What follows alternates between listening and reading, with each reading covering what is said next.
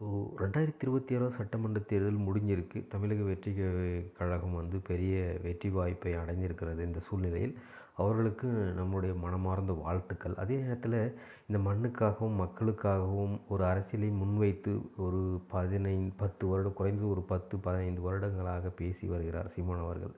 அவரை மட்டுமாவது சட்டமன்றத்திற்கு அனுப்பியிருந்தால் ஒரு சிறு ஆறுதலாக இருந்திருக்கும் என்பது என்னுடைய ஒரு ஆதங்கம்.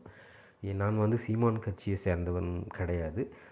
ஆனால் அவருடைய கொள்கைகள், அவருடைய முன்வைக்கின்ற கோட்பாடுகள், அவர் செய்கிறாரோ இல்லையோ, அவர் முன்வைக்கின்ற கோட்பாடுகள்லாம் ஒரு தமிழ் சமுதாயத்திற்கு தேவையான, தமிழ் மண்ணிற்கும் மக்களுக்கும் தேவையான ஒரு பேச்சாகவே நான் அதை பார்க்கின்றேன். ஸோ அப்படி இருக்க ஒரு சூழ்நிலையில் அவரை மட்டுமாவது தேர்ந்தெடுத்து சட்டமன்றத்திற்கு அனுப்பினால் ஒரு சிறு ஆறுதலாக இருந்திருக்கும் என்பது என்னுடைய ஆதங்கம்.